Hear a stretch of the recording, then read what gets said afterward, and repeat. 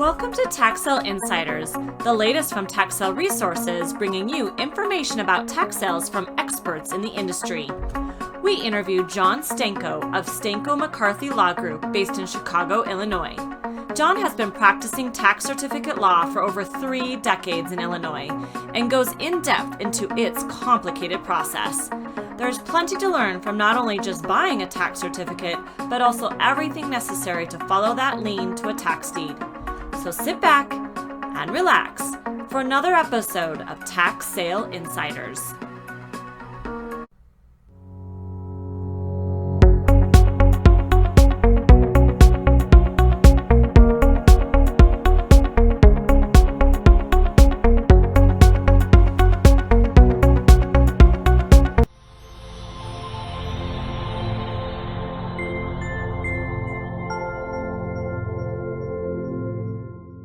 Hi, everybody. Welcome to Tax Sale Insiders. I have John Stanko with me. He's an attorney out of Illinois.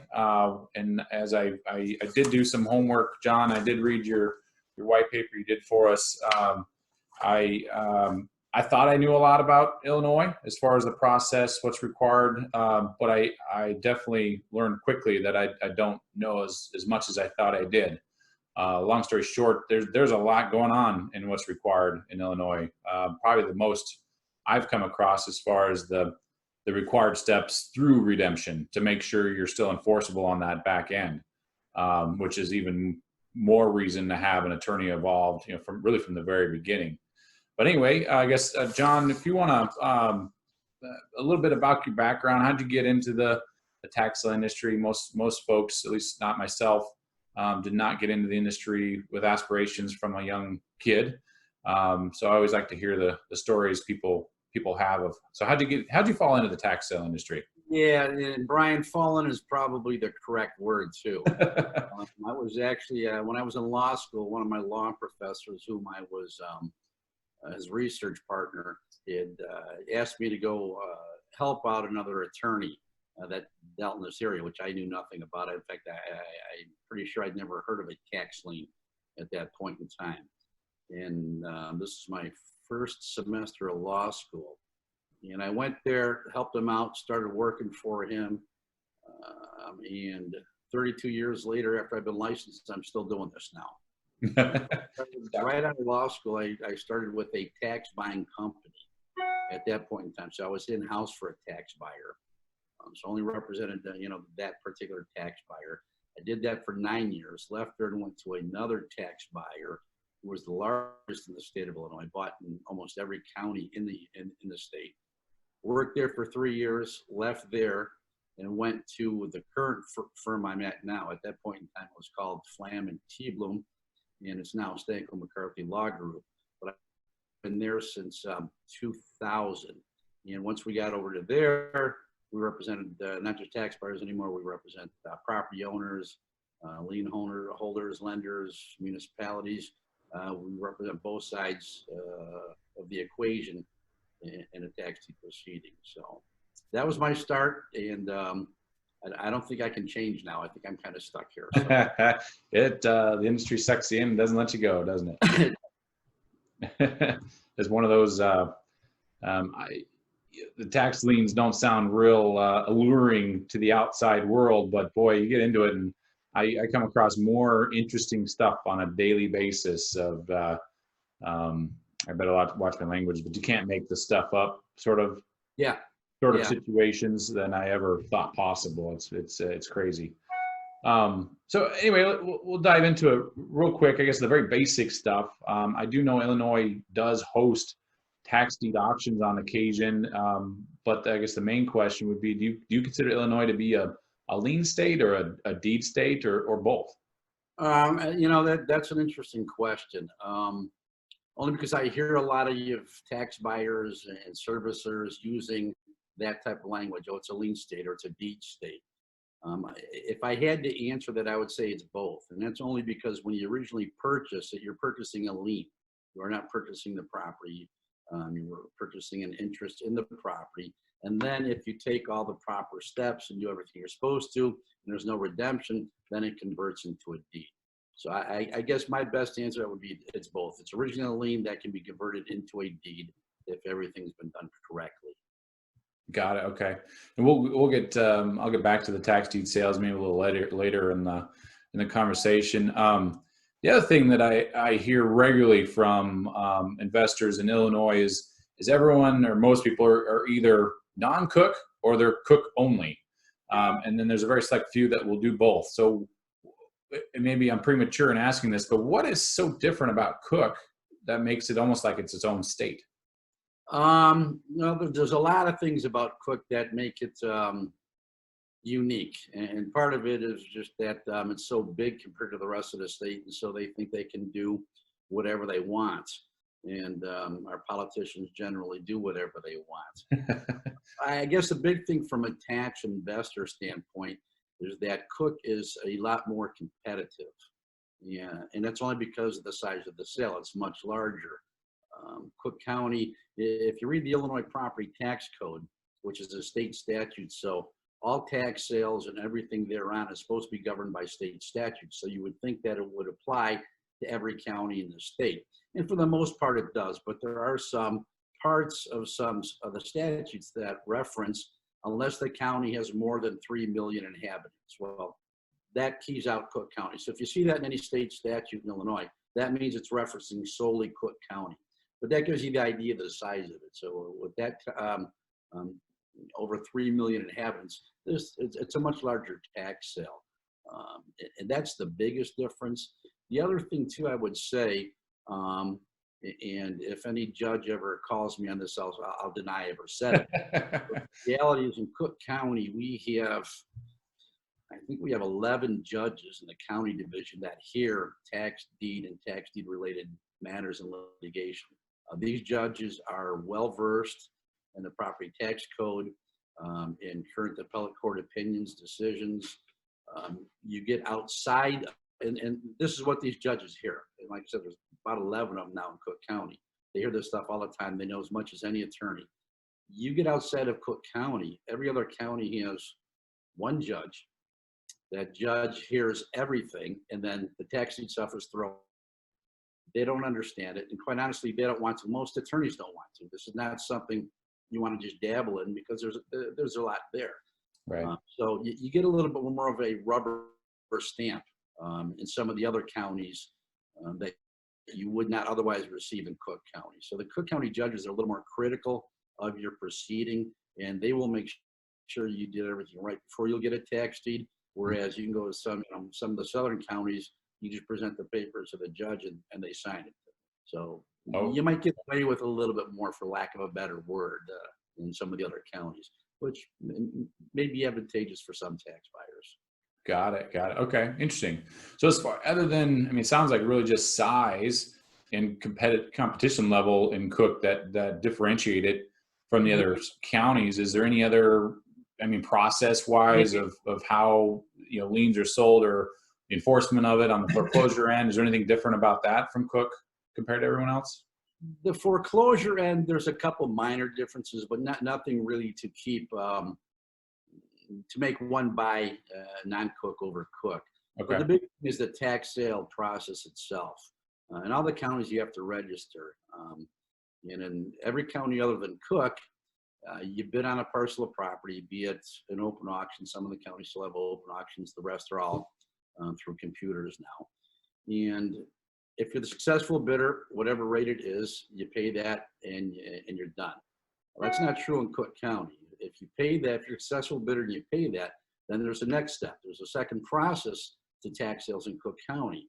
You then pay the county and they do what's known as a back tax search. So if you're buying the 2018 taxes, for example, at a tax sale, if you're in DuPage, Kane, some other county, you pay those taxes, you're done, you get your certificate. In Cook County, you're paying the 2018s, then Cook County will go back and they will check for prior year's open taxes. And then you'll get a tax bill for those. So while you think you're only buying the 2018s, you may get stuck with a tax bill for 10 prior year's taxes that you then have to pay to complete the sale. And if you pay that, then you'll get your certificate, which will have all those amounts on it. If you don't, you'll get what's known as a 5% certificate. And again, you only see this in Cook County. but a 5% certificate you cannot get a deed to. You can never get a tax deed. It just remains a lien on the property at 5% until it's paid. So there are some other pitfalls in Cook County at the original state of the process that you must be aware of if you're going to jump into Cook County. Okay, so it's critical in Cook to know what those other back taxes are, because that's ultimately what you're going to have to pay, Right. Whether at the auction or sounds like after the auction for anything prior to that year. Right. But you would still earn interest on that amount, right? On all the back taxes. Okay. That's correct. If your bid amount is 18, you'll get 18 on that. If your bid amount is 0, well, then you're going to get 0 on that. And the biggest problem is if you're looking at that many years prior years taxes that are open, well, there's a reason they're open. Number one, other tax buyers didn't pick it up, which means there's something wrong with the property. And typically, if you've got that many years and you're throwing them into one, well, now by the time you go to deed, you've got more money invested in the taxes than the property's worth. Got it. So Interesting. Okay. that's going to be a good investment. And it doesn't matter what bid rate you get it on, because you can have it at 18%, but if nobody redeems, then it doesn't matter. Now, is that statute specific to just Cook, or is that really should be enforced everywhere, but the other counties don't enforce it? Well, what happened, it is specific to Cook, but it's not a statute, it's just a process. Okay. And the main difference is in other counties, if something is offered for a tax sale and it's not picked up at the tax sale, nobody bids on it for whatever reason, it goes to the county trustee at 18%. So the county trustee picks up everything. Now, being part of the county, they don't actually pay for it. It's kind of a no cash bid, if you will, which is what they do have in Cook. But that's why they don't have any prior year's taxes, because everything's brought forward because there's prior tax sales. In Cook County, you don't have that. It's forfeited, sits open. If a tax buyer gets a sale in there, those taxes become open. So it's something you see unique to Cook County. Got it. Interesting. Okay. Well, we talked a little bit about bidding already, but the interest rate in Illinois, I know it's a bid down, start at 18%, and at first blush, it sounds very similar to Florida, but I know in reality, that's not true at all. So the interest, you bid down at 18, you get it down to 9, but my understanding is that 9% is actually for 6 months, and it's every 6 months, so it's really 18% a year. Is that correct? That's correct, yeah. It's actually a 6-month bid rate, but it's not a prorated bid rate. So on day one, in your example, you would get 9%. At 6 months and 1 day, you'd be at 18%. So someone came in to redeem the taxes the day after the tax sale, they would have to pay the full 9% interest on your investment. It wouldn't be, 1/6 or 1/12, however they're breaking it up. It's the full amount. Right. But you're right. Also, you don't see a lot of those rates anymore. Rates used to be controlled way back when I was young doing this based on the cost of money. And now it's basically, especially in Cook County, you're buying anything at 0. Right. If you some of the south side properties that you're taking the chance on, which is risky to begin with, you may get it at a higher rate. But for the most part, the majority is going 0s. And I think some of the other counties, you're bumping up to 1 or 2 on the bids. Got it. What does happen if you get down to 0? Is there any sort of I'll take a little step back, so that in our world, we probably would consider that rate, that 6-month rate, is really more of a penalty rate. It's an automatic, right? If you bid it down to 9, or we'll move it down to 5, if they come redeem it the next day, you get your 5%. If you bid it down to 0, is there any standard or guaranteed percentage or penalty, or is it just the pure rate? Yeah, you get your investment back at 0. Okay. But here's how tax buyers can still make money on redemptions, even bidding at 0. And this is another way that Cook County is a little bit different than the other counties. And that's according to the property tax code, the tax buyer, if they're going to get a tax deed, they have to prove that all subsequent taxes have either been paid or redeemed. Now, it doesn't say the tax buyer has to pay them. If the property owner came in and paid them, fine. But because you are required, if they were open, you're required to pay them, that means the tax buyer also has the right to pay those taxes when they become due, or technically when they become delinquent, and add them to the tax sale. So by way of example, if I'm bidding at the 2018 annual tax sale, And I guess let's back up too, just one thought. In Illinois, your taxes are issued twice a year. So the taxes are assessed as January 1st any given year. So the 2018 taxes, on January 1st of 2018, the assessor assesses the taxes, and that becomes a lien on the property. Now, those tax bills will come out the next year. So in 2019, you're actually getting your tax bill for 2018. And then if they're not paid in two installments, one's typically in the spring, one's late summer, early fall. If they're not paid, those are the taxes that are sold. So let's say we're buying the 2018 annual tax sale, and we're buying, the property owner didn't pay their second installment. Their taxes are $2,000 a year. They didn't pay the second installment, so you're paying $1,000 to pick it up, and you get it at zero. Now, the next year's taxes become due, let's call it March 1st for the first installment. If on March 2nd, those taxes were not paid, the taxpayer has the right to pay them and post them. So the taxpayer would then go pay that first installment for $1,000 and add it to their 2018 tax sale.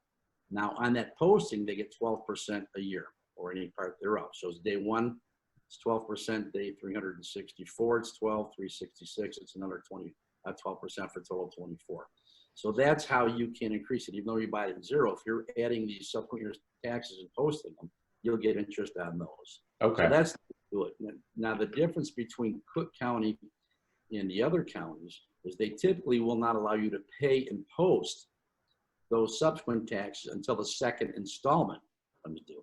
So in Cook County, on March 2nd, I can pay right away. And the other counties, I have to wait till that second installment is due, which might be September 1st. So if I'm sitting up there at zero, between the date of the sale and when I'm actually able to pay and post a sub-tax, I may be redeemed.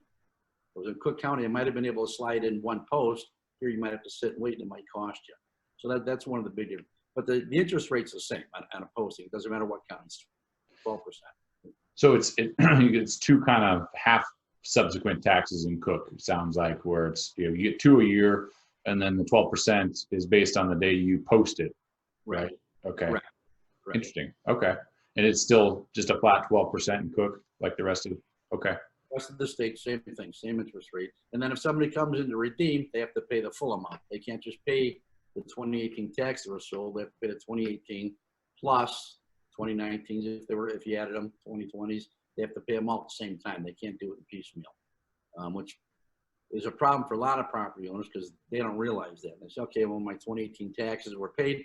I'm going to wait 2 years and I'm going to pay them. Well, by the time they go in 2 years later to pay them, that amount is now 4 times what they originally thought, and they don't have the money. They get a little pinch at the end. So, got it. Interesting.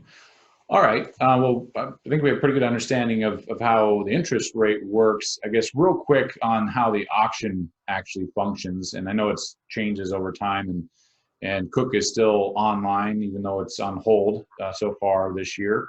The rest of the counties, at least to my knowledge, are all, I'll say live, but it's still electronic, right? You show up and you're on a computer. Yeah, there's both ways. In Cook County, you actually take a USB memory stick, upload it into their computer. You have to log in, you upload it on your computer, and it goes in. And then at the end of the day, they'll generate one. Some of the other counties do it the same way. Other ones, you're actually there live pushing a button. And then some of the counties, very few left, but some actually have the open cry auctions where the county treasurer will read off a permanent X number and people will yell, and then they'll yell interest rates, 18, 17, 16, 15, whatever it may be, and the lowest interest rate gets it. Got it. So for most of the auctions that the live, I'll say live, but electronic pressing the button, all comes down to the speed of your index finger. Yeah, and the real problem I have with the electronic sales these days is you don't have the ability to bid down the interest rate like you used to at an open auction. In an open auction, everybody's yelling 17, 6, and it goes down to lowest bidder.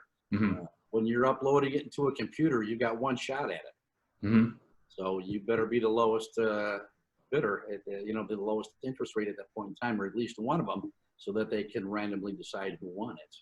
Does it select the lowest bid and that's it, or does it select one step below the next highest bidder? that make sense? So, for, I know some states and electronic versions vary, but I believe this is how Florida works, where if you say the lowest acceptable bid is 1%, but the next lowest bidder is 2, you'll actually get it at 1 3/4. Does that make sense? It doesn't just jump down to your lowest bid of 1. No, I understand what you're saying. Yeah, in Illinois, lowest bid. And Okay. for example, in Cook County, on one parcel of property, you might have 20 tax buyers that all put in at 0 on that certain pin. And then the computer will randomly generate out of those 20 bidders, one of them is a successful bidder at 0. Okay. It's just a random selection. Right. Okay. All right. Well, the auction process is always unique in every state. It's interesting. So let's talk a little bit about the redemption period. And the redemption period in many states is boring because you just sit there and it's interest, but not so in Illinois. And I won't even attempt to really describe all the steps that have to go into it. I'll let you kind of fill us in. So from the day you buy that lien, and I know Cook is slightly different from the other counties as far as the subs go, and I think we can leave that out. But as far as the other notices that you have to do and other steps you have to take in order to make sure that lien is enforceable at the end of the redemption period, can you kind of walk us through what steps and process you have to take? Yeah, sure. And they are the same throughout the rest of the state. The notices, they're not different for Cook County than any other county. But we'll start with the first notice, is what we commonly refer to as the 22-5 notice. And we call it the 22-5 notice because it's pursuant to section 22-5 of the property tax code. Now, it's an important notice because if it's not done, and if it's not done correctly, you can't get a tax deed. You cannot perfect your lien into a deed. And what this notice is, it has to be prepared and delivered to the county clerk within 4 months and 15 days from the date of sale. And I'll say that again, it's 4 months and 15 days. It doesn't say 4 months and a half. It's 4 months and 15 days from the date of sale. And it's a notice that is mailed to the last assessee of record. The assessee is the party who the tax bills are mailed to. So you have to check the county warrant books, the most current warrant books, to see who that party is. And that's who this notice is mailed to. That may be the owner of the property. That may be the former owner of the property. I don't know how it is in other states. In a lot of other states, when you record a deed, you have to prepare a new address and parties to have tax bills mailed to. A lot of the other counties in Illinois, you have to, and Cook, that's not so. And anybody can go in and change the assessee. So a lot of times they're mailed to old owners. It'll just say taxpayer of. If the property is a vacant lot, it'll be mailed to a vacant lot.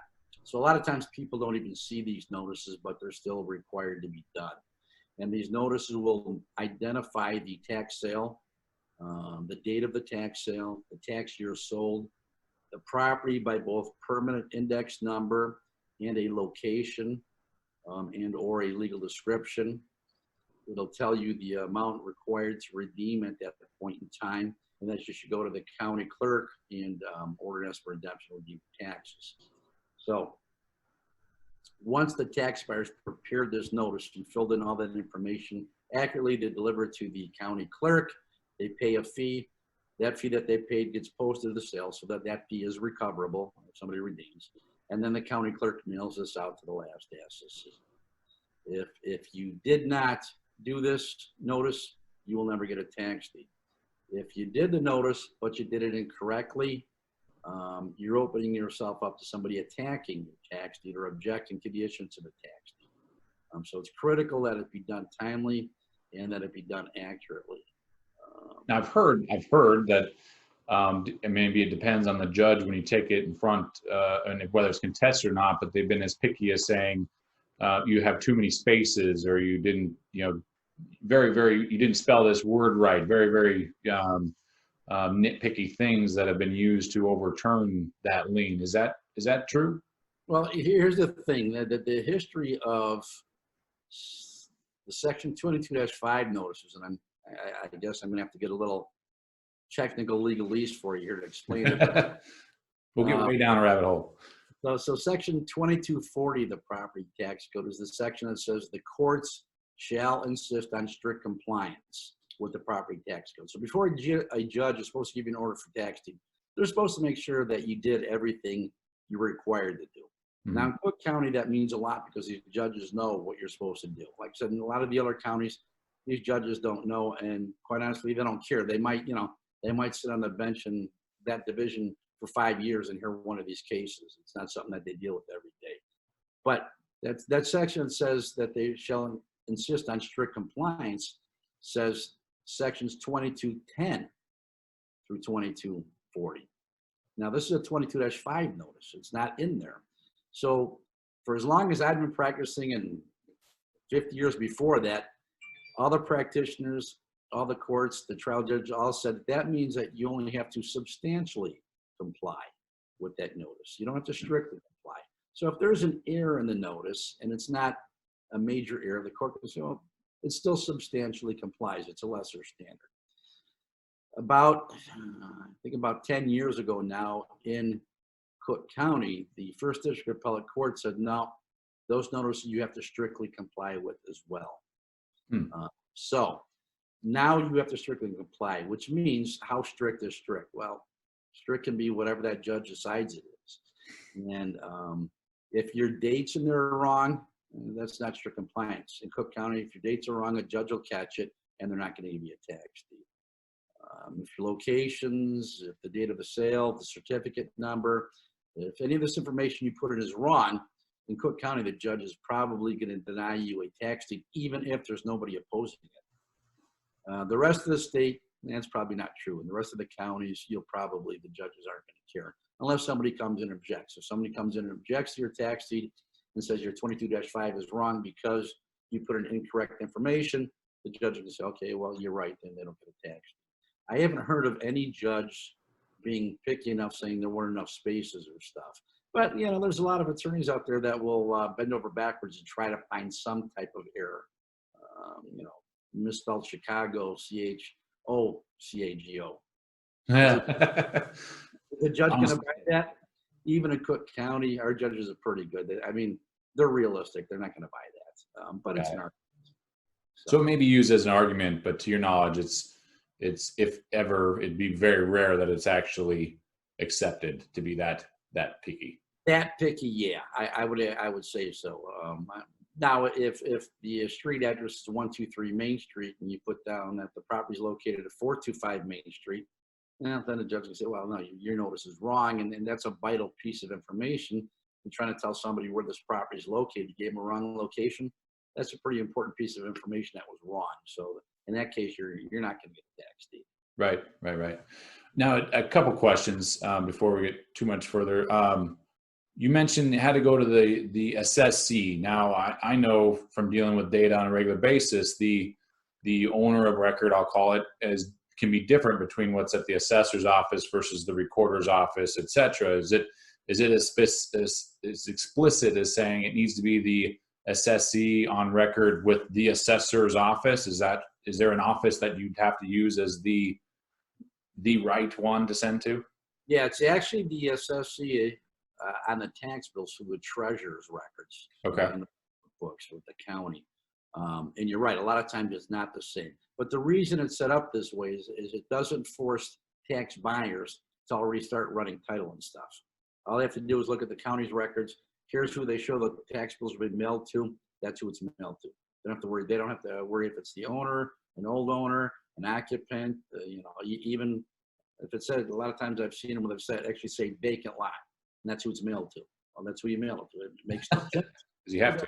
Because they're not requiring tax buyers at this point in the process to start ordering title searches and doing all of that for something that they just bought that, 95% of the time is going to be redeemed before they get to the back end to even file their petition.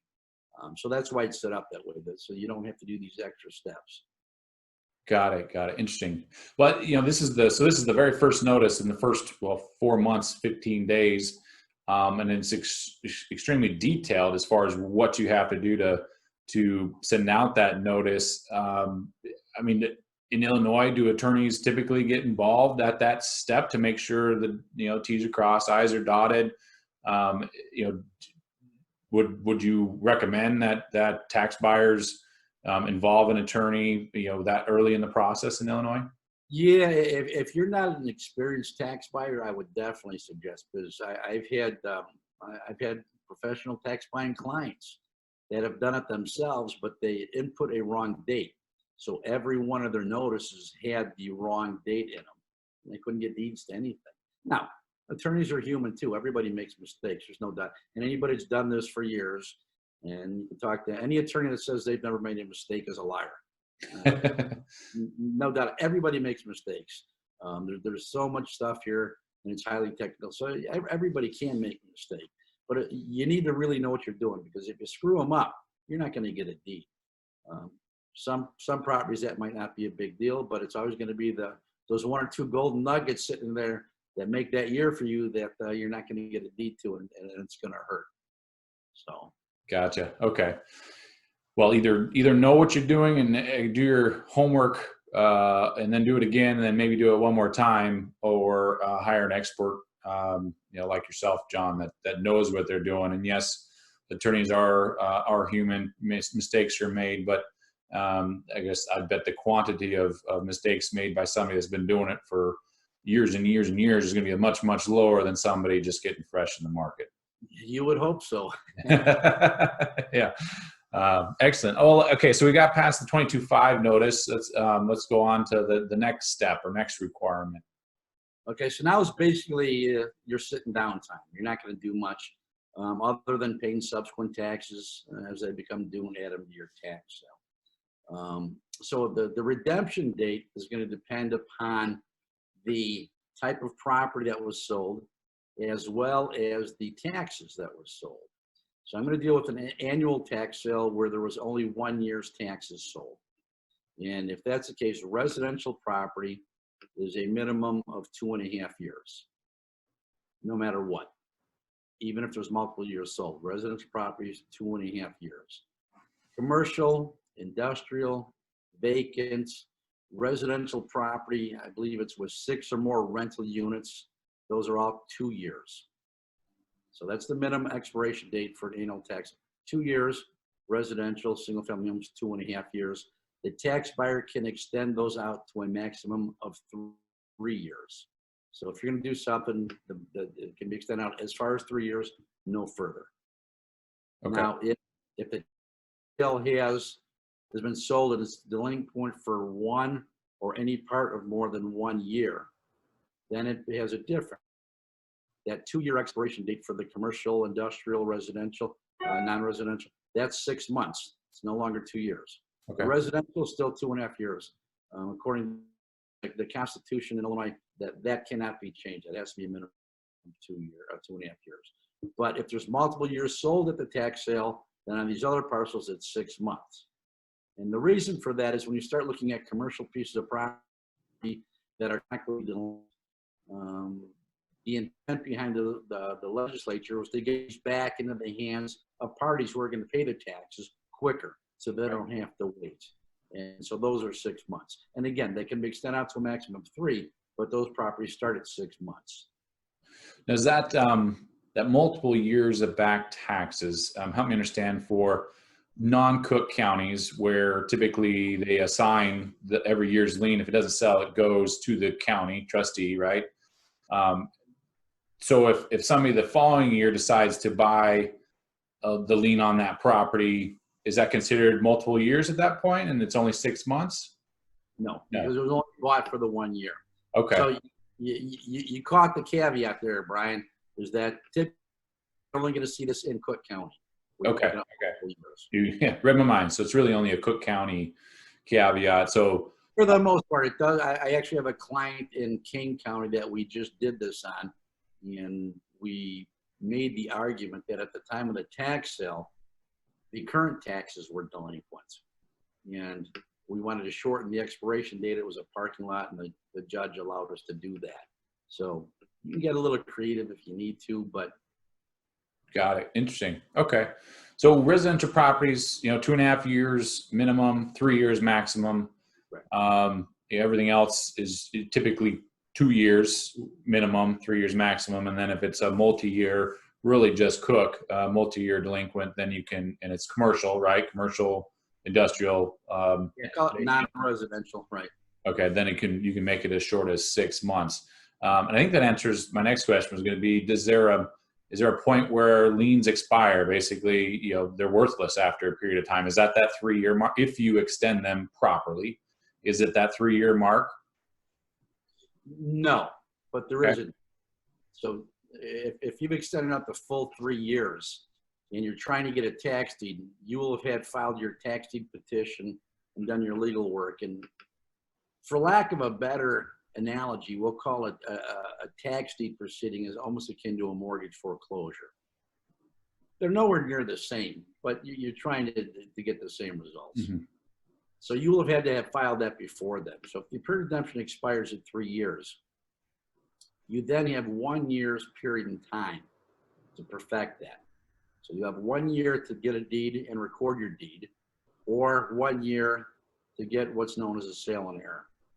And we can talk about sales and errors whenever you want to, because that's a whole other topic. Yeah. We'll get to that later. So the point is, your absolute dead die, eat your piece of paper because it's worthless, is 1 year from the expiration. So if you have the original 2-year expiration date on an industrial piece and you didn't extend it out to 3 years, you then have 1 year from that 2-year date. So it's okay. 1 year from the final expiration date to take out your deed and record it, or get a sale or do something with that lien before it becomes void. So you have 1 year. Do you have to file the petition for deed prior to the expiration of that, or do you have that full year to file that? Now you have to file your petition for a tax deed no more than 6 months, nor less than 3 months prior to the expiration of the period of redemption. Okay. And the reason is you have that 6 month, 3 months, you have a 3-month window there. And during that 3-month window, that's when you have to have the sheriff serve notices on all the interested parties, the owners, occupants, lenders, lien holders, whoever has an interest in that property needs to be served during that 3-month time. So when that period of redemption expires, you can go in and get your tax deed. So you really don't have the full 2.5 years really to make the decision. It sounds like you have to decide at least 3 months prior to that whether you're going to extend it or take action. Right, and you better leave yourself 6 months. Right. You have to do all those things between 6 and 3 months. If you file with 3 months left, you're not going to be able to get anything done, so you'll never get a tax deed anyway. So you're really looking at 6 months. If you're filing, you should be filing 6 months prior to your expiration date. And if you can't do it then you're going to want to extend it from that 6.5 date to up to 3 to give you time to do what you need to do. Can you file it for any length of time for an extension, or is it you got to go 6 more months? Oh no, you can extend it for a day. You can extend it for a month, but you have to extend it before it expires. Right. Once period of redemption expires, you can't extend it after that. Again, there's some caveat without a court order, but then you will have to have a petition filed. So. Gotcha. Okay. All right. So, boy, there's a lot going on in Illinois. So you have bought the lien. We'll say it's a residential property. So at least 2 years later, but sometime between 2 years and 2 years, 6 months, 2 years, 3 months, you have to decide if you're going to extend it, preferably the 2-year mark, or you're going to file for a petition. If you extend it, it just changes the date you have to file a petition. But let's say you choose to file a petition at that date, so you have to do it at least 3 months prior, you have 1 year to take action on that from that date. Is that correct? You have 1 year from the expiration date. So you still have a year to whenever so you're not losing 3 months on that. You still have a year from the expiration. So whenever the period of redemption ultimately expires, you have 1 year from that time to take out your tax deed and record it, right? Okay. So if anything, it's almost advantageous to file an extension to extend the expiration, but then maybe file that petition anyway, right? It gives you that extra time. Yeah. I mean, realistically, that typically is just a business decision for the tax buyer. You look at the volume you have. Do you want to file on them now? You want to file your good ones right away at 2.5 years and kick the other ones out for the full 3 years to give yourself a little more time on those. Or some, you know, do you have a higher interest rate on your tax buy? Maybe you want to let it roll a little bit longer. Maybe somebody come and redeem. Because here's the thing, when you file your tax deed petition, all the filing costs are recoverable except for your attorney's fees. Okay.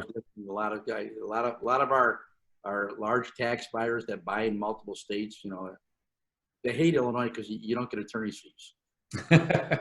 You know, I'm sorry, but no, you don't. Whatever you pay me, you do not get back. So if it's redeemed, you're not getting it back. But your filing cost, your share of cost, your publication, your mailings, all of that's added to the tax sale. So that those amounts you do get back on a redemption, but you will not get your attorney's fees back. And that figures into a lot of tax buyers too with large portfolios.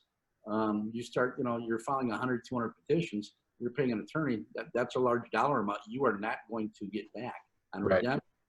Now, hopefully, if you did it right, you get some tax deeds out of it, you make a lot more money. But it all figures into everyone's bottom line. So. Got it. Interesting. So when you say it's recoverable, you get it refunded, but you don't earn interest on that amount. Is that accurate? That's correct. That is correct. You will not get interest on those posted costs, but you will receive that money back. Okay. Does the interest rate change at all throughout this whole process from, you know, the time you petition for a deed? Does it go up? Does it stay the same? It stays the same. Yeah. Okay. So it's whatever you bid, that's what you're going to earn the whole time from the time from the time of sale to the time you either, you know, act on that petition for a deed or redeems. Right. Okay. Okay. So, all right. I'm going to bring us back a little bit into this. So we filed for our petition for a deed. We have a year to, you know, do something with it, right? So help me understand what that something is. Okay. All right. So you're filing your petition for tax deed, and you're doing it 6 months. And we're going to say it expires December 31st, which you're not going to want it to expire then because it's going to be a court holiday, and then your notes are all bad. But for purpose of this discussion, let's call it December 31st. So 6 months prior to that, you filed your tax deed petition. Pure redemption expires December 31st. You served all your notices. The sheriff went out there, did what they're supposed to do. You did your publication. December 31st comes and goes. Nobody redeems.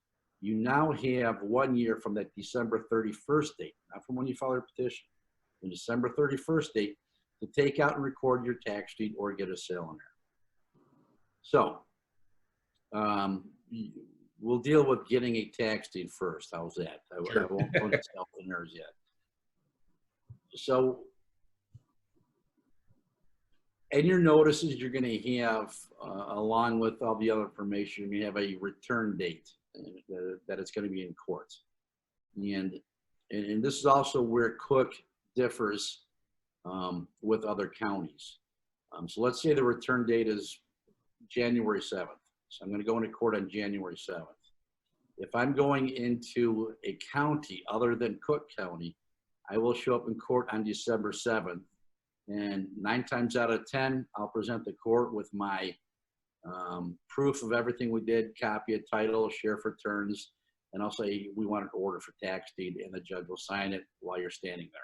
And you get your tax deed, and you're done with that part. We'll get to the rest of it after that. In Cook County, it's different. So on that January 7th date, I'm going to show up in court. I'm going to say the pure redemption expired. There was no redemption. We need to have this case assigned to a judge for hearing. So then that judge will then assign the case to another judge for hearing on the application for tax deed. Now, depending on another judge's calendar, you may have to wait a week, 2 weeks, 2 months to have your case heard. Then you go in front of that judge, you'll prove up the case, which will be the same as the other counties, but it's a little more involved because they want witnesses from the property inspector who inspected the property. You have to have a court reporter in there, and then you'll do your formal prove up with your witnesses. Then the court will take it under advisement.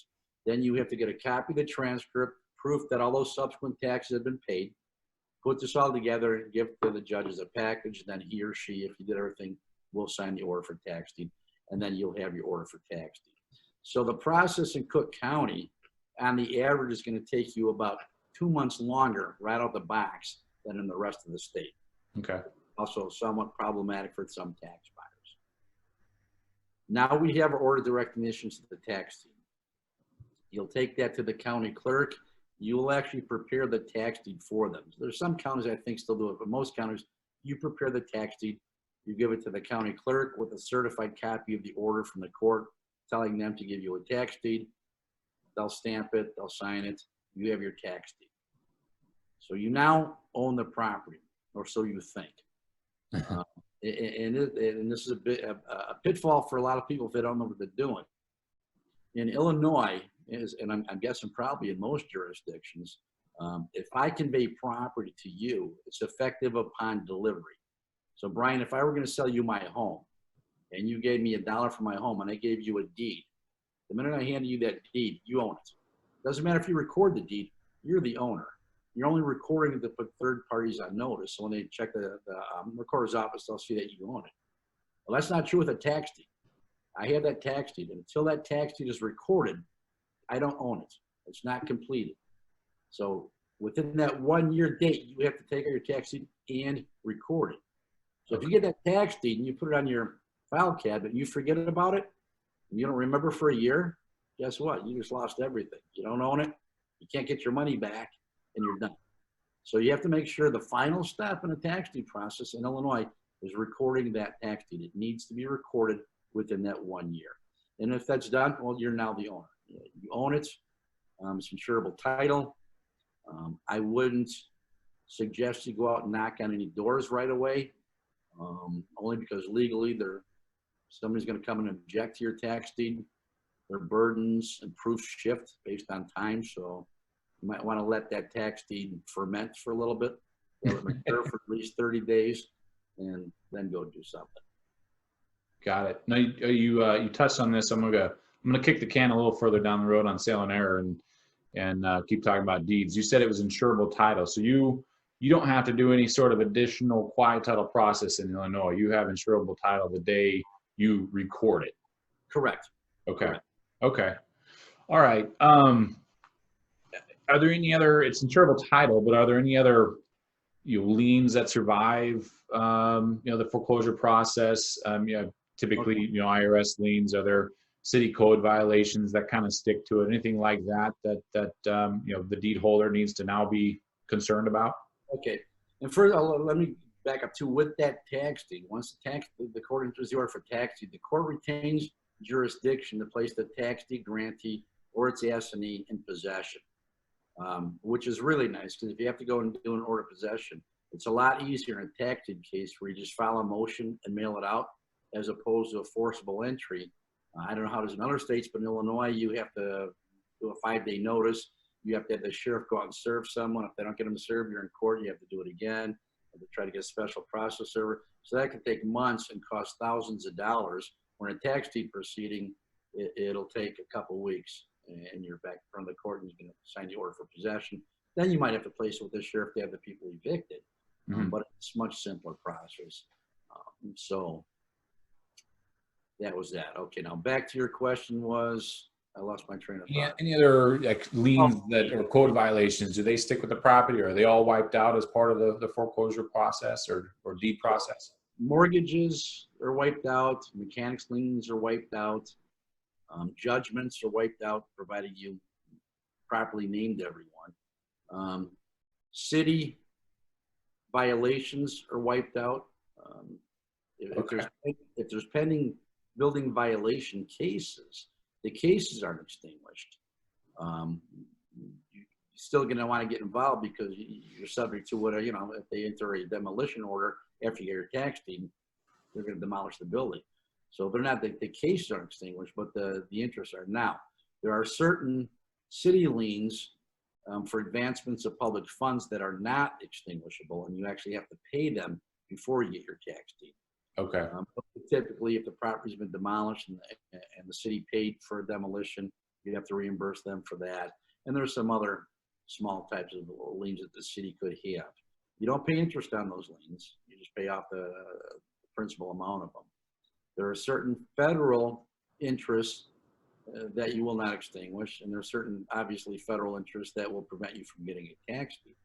just at our city. If the property is owned by the city or a municipality, you can't get a tax deed. If the city is owned by the United States or the United States, you can't get a tax deed to it. Sovereign immunity. You get your tax, you get a sale and you get your money back with interest. IRS liens are interesting. Yeah, well, all because it's. Do you extinguish IRS liens? My answer is I have extinguished IRS liens. I've also litigated IRS liens in federal court with the IRS. And before the judge decided who was right, we settled the case. I have a feeling in federal court, the IRS was going to win. Yeah, most likely, right? So if you have IRS liens, home court advantage. Yeah, be aware of it. Now, the IRS liens are also a grounds for a sale and error. Okay. Sales and errors. So if you come across a piece of property that's owned by the state, can't get a title to it. It's owned by the federal government, you can't get a title to it. It's owned by a municipality. Those types of situations, you will get your money back with interest. And that's also true of an IRS lien. Or if the property's in bankruptcy, you can do that too. Okay. When the property gets locked up in bankruptcy, it creates a whole bunch of separate types of issues. Got it. Well, since you opened up, Pandora's box of sale and error, and it, in a lot of ways, sale and error is a good thing, as I understand it. But it definitely is a very unique process to Illinois. So let's kind of talk about that a little bit. In my understanding, it's basically kind of like an insurance policy that says, okay, I bought this lien. If things aren't the way they may have been as I thought, or like county records were wrong, or the property gets demolished, and maybe it varies from one county to the next. You can help me understand that. But if those things happen, you have this insurance policy or this opportunity to actually ask for your say face value, what you put into the lien, back. You're not lost. You don't earn anything on it, but you get that back. Is that accurate? Yeah, that is. And this is what I keep telling investors that aren't used to Illinois. Illinois is great because we have this sale and error statute. I mean, where else can you invest your money? And typically the worst case scenario is you get your money back. I mean, I know I look at my portfolio and there's no guarantees I'm getting my money back. In fact, it's a lot less than it used to be. So by investment standards, it's a great thing. Now, that having been said, you don't just get your money back because you want to. There are certain, the sale and error statute lists out a bunch of grounds that will apply, some with interest, some without interest. It also does state that the list is not exclusive. So if you can get creative and find something, you got a shot if you get a good judge. I'll also give you the caveat that the Cook County judges are a lot more lenient with sales and errors than are the other counties. Mm-hmm. State's attorneys in Cook County understand the process. They don't fight you as hard, typically, as some of the other counties. The other counties, they got that money. They don't want to give anything back, not a penny. Right. The county, they understand the process, and the judges here are a little more lenient. So the state attorneys typically won't put up as big of a fight because of that. But yeah, some of the grounds are substantial destruction, or the property is rendered uninhabitable. So if I bought a home and I'm getting ready to go to deed, and I go inside and it's open, abandoned, the door's gone, windows out, it's totally destroyed inside, I can get my money back. It'll be without interest, but I'll get my original investment back. If I posted costs, I'll get those back as well without interest. That's also what's rendered uninhabitable. Uninhabitable obviously is a term of art, so you have to convince the judge what that means on a case-by-case basis. If the property's in bankruptcy, you will get your money back. Now, property's in bankruptcy at the time of the tax sale, you'll get your money back without questions, interest, because it's a jurisdictional argument. You can't get a tax deed anyway. The county does not have jurisdiction to sell property that is already in the exclusive jurisdiction of the federal bankruptcy court. So the tax sale itself is void. You can't get a tax deed, you get your money back within. Now, if after the tax sale there's a bankruptcy pending, you can file to get a sale in there as well. Some tax buyers do that. Other tax buyers don't. They like to wait it out and see if a plan's confirmed, see if the pays and follows through with the confirmation. And if they don't, then they try to go forward and get a tax deed. Just be aware that you're going to be paying legal fees because it's not cut and dry, and that's an issue that you will probably litigate to some extent. So it's going to cost you some more money. Most of my tax buying clients are happy to take a sale and error with interest.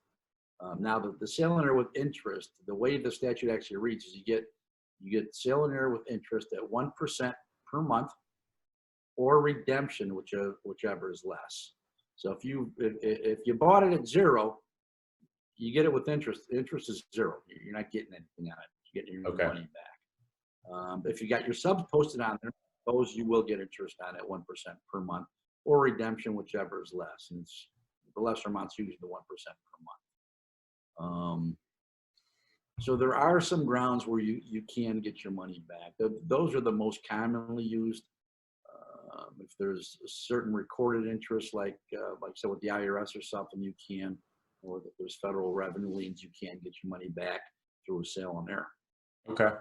Now, is all of that assuming that you did all of those steps along the way, the 22-5 notices, the extensions, all of that has to be done correctly in order to get your sale and error?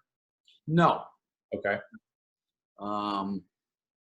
None of that comes into play on your sale and error. Okay. Unless one of the grounds for a sale and error is a bona fide attempt. Now, the property tax code in Illinois says if the court refuses to give you a tax deed because you did something wrong, one of your notices were wrong or something, but the court still believes that you made a bona fide attempt to comply with the property tax code, you can have your money back without interest, but you'll get your money back. Okay. So that's the time when, if your notice is screwed up or something, there are a couple reported cases out there where the judge said, no, it's not bona fide, and the appellate court said it's a judge's call. The thing with the sale and error is the statute says when it to be made to appear to the satisfaction of the court. So when the trial courts have ruled on something like that, it's tough to get overturned at the appellate court. Cook County, they're pretty lenient. If you made a mistake, you made a mistake. If the court thinks you made the mistake intentionally to try to get a sale and error, and the judges are pretty savvy. They can smell through most things. But if you filed your tax deed petition and I came in on behalf of the owner and I objected to Brian's tax deed petition, said, Judge, look, his notices are wrong. For whatever reason here, he can't get a tax deed. He didn't strictly comply. The judge may say, you're right, you're not getting a tax deed, but I'll give you a bona fide attempt sale and error, so you get your money back. Got it. What happens is when you get your money back, then those taxes that you paid become open again. So the county, they become open taxes again. So the property owner doesn't get a windfall. Those taxes aren't paid.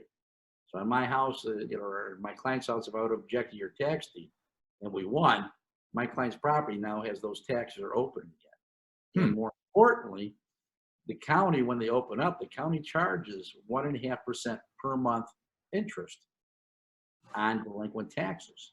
So whereas you bought it at 0%, if I just beat you and set aside it may ultimately cost my client more money to win and have to go back and pay those taxes than it would have to pay your redemption or to pay you your redemption plus a little juice on top.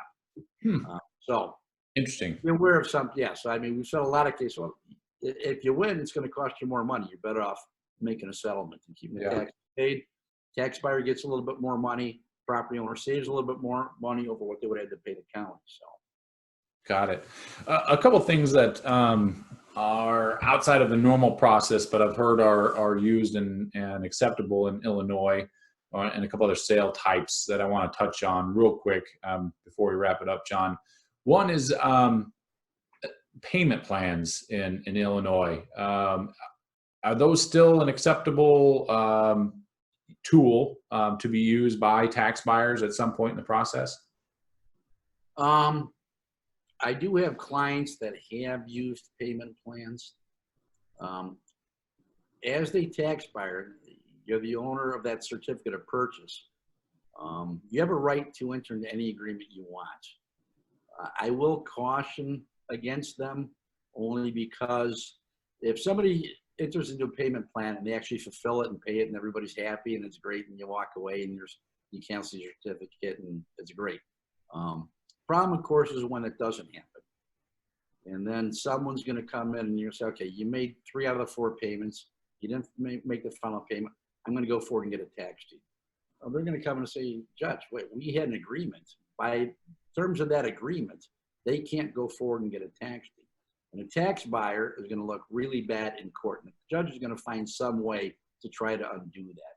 So payment plans, although they are used and they can be very beneficial, they're tough. And if you're going to do a payment plan on a redemption amount, I would be very careful. Dot your I's, cross your T's. If you're going to do it after you have a deed, if you've already gotten your tax deed and you're going to sell it back to the former owner, that's a whole different story. And Right. then you're fine doing whatever you want, keeping fraud and that kind of stuff outside of it. But yeah, then it's fine. Okay. So that sounds like that is a direct relationship between the lien holder and whoever they have that payment plan with. Their county's not in the middle of that at all. You cannot do a payment plan through the county. The county cannot accept anything less than redemption amount. You can't pay the county. I mean, even if you went to the county and said, the redemption's 10 grand and it doesn't expire for 5 months and I want to give you 2 grand a month for the next 5 months, the county says no. You have to come in with the full 10 grand. If you want to set it aside and come in, then you can. The county by law cannot accept anything less than redemption. Got it. So type of a payment plan has to be through the private parties. It cannot be done through the county. Okay. Now, as far as total timeline goes, from the day you buy the tax lien to the day they give you a deed, and granted you still have to record it, what is the average time length? And we'll just assume that you don't extend it, right? You go a residential home that has the 2.5 years, you do everything right, you file for an intent to petition for a deed, somewhere around that 5 month mark before the end of expiration. How long roughly average from the time the sale to the time you get that deed? Well, from the time of sale to the deed, if it's residential, we know the residential has a minimum of 2.5. Mm-hmm. In Cook County, I would say on the average, you can expect to have the deed, providing all the subtaxes are paid and everything right away. The shortest is typically going to be 2 months. It's more on the average is 3 months if you're ready to go. Outside of Cook County, within the first month after the expiration. Oh, wow. Your deed, because they don't have those multiple steps to get your tax deed. You don't have to go judge to judge and set up hearing dates. It's usually done right away on that return date. So it's a very quick process. Yeah, that of course is assuming that there's nobody filing objections and stuff like that. Right. And a lot of that stuff kind of extends it. Right. Excellent. Well, it's a lot shorter than most states. That that's a 3 to 9, in some cases maybe 18-month process to go through those steps. So Illinois is a very, very fast compared to at least other states that I'm familiar with. Yeah, once the pure redemption expires, yeah. Right. What the other two types of sales that I've seen in Illinois, one is called a forfeiture sale, and then the other one is called a scavenger sale. What is different about those? Okay. And again, we're going to limit this to Cook County because both of those sales involve taxes that have been offered for sale and were not bought by anyone. So they're actually forfeited property taxes, which, as we discussed earlier, you're not going to see in other counties. So we'll start with the scavenger sale. The scavenger sale is property that has 3 or more years delinquent taxes.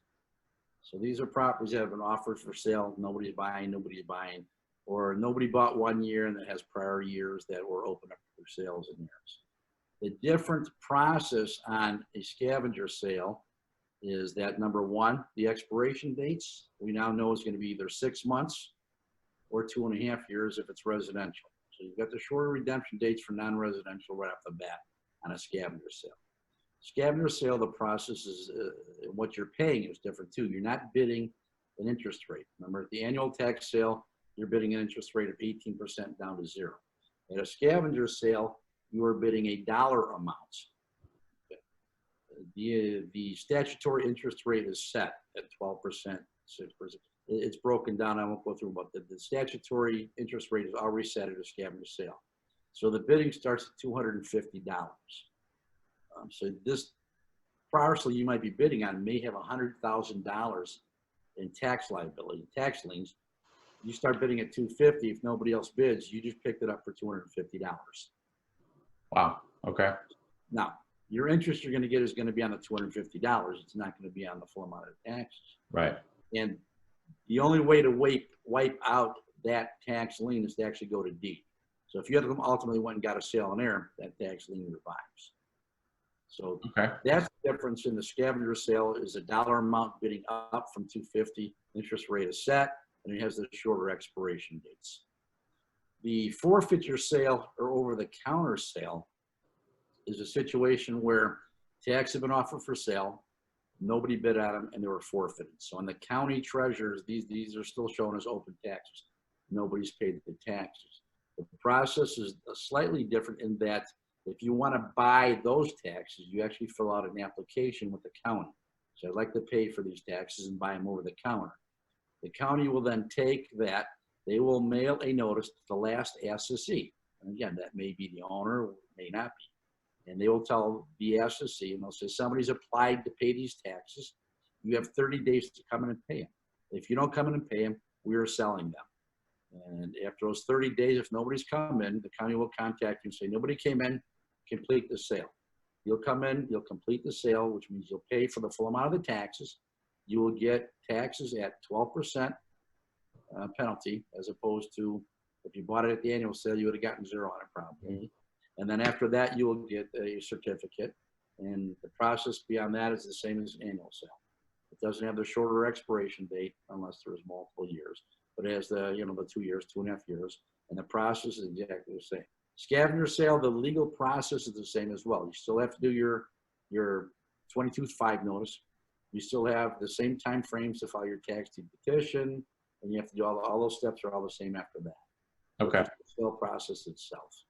So the forfeiture sale is what I guess on a nationwide basis we kind of call over the counter. You're buying them from the county, not related to any sort of auction. Right, and then I usually refer to it as over-the-counter purchase as well. Yeah. Got it. Okay. Okay.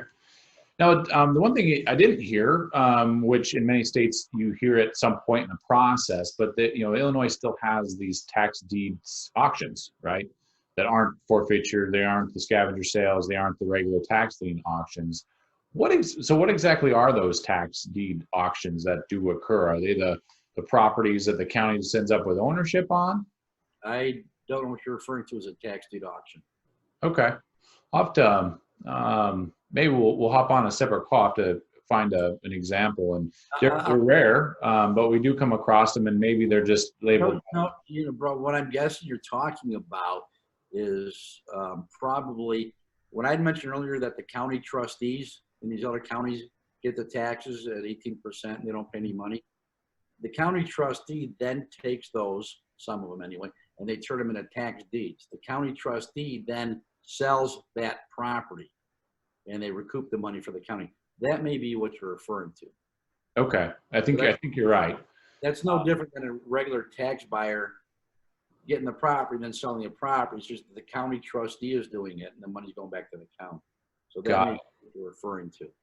So they have a set of process of how they do it and when they do it. And those are the liens that nobody else bought. Obviously, the county ended up with them. Nobody bought the subsequents. Nobody ever wanted interest in them. The county foreclosed on them with probably the same process everyone else does. They have property and then they're selling that property at auction. Right. Okay. Do those Meyer is the biggest one, I think, in Illinois. Okay. Yes, that's exactly what I'm referring to. Okay. And so those come with the same clear title, or I say insurable title, like a standard. Right. Yeah. If they got a tax deed, they got a tax deed. Yeah. Okay. Okay. Well, I guess that Illinois is extremely complicated as far as the steps that you got to take along the way. Are there any other changes coming down the pipeline that you're aware of that would, change the process in Illinois in any significant way? Not the tax sale process. There's some other stuff, and Brian, we can do a couple seminars. We can talk about the indemnity statute and how that works, and then that's something that tax buyers pay into, but they recoup it on redemption. We can talk about objecting to tax deeds, motions to vacate, petitions to vacate. There's a lot of stuff that we can go into here, and we can have 1 hour seminar on each one of them, and still. Yeah. But as far as legislation, there's nothing coming down the pipeline that's going to affect that I've seen as of right now. There's some that's going to affect some of the dollar amounts that may be paid into the indemnity fund and stuff like that. But Excellent. Okay. And then last question. I always like to ask this just because you see more pitfalls, errors, issues, unique situations, being, so involved in that process with several clients, through many years. What would you say would be the biggest pitfall or pit hole that new investors, unless they really do their homework, can really get hurt by? Okay.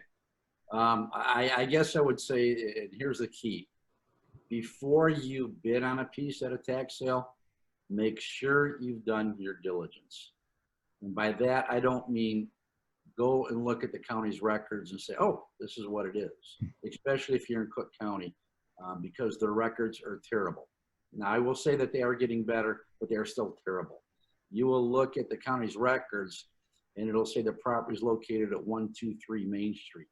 And you go look at 123 Main Street, and it's this beautiful home, and say, that's what I'm buying. I'm going to get to the tax.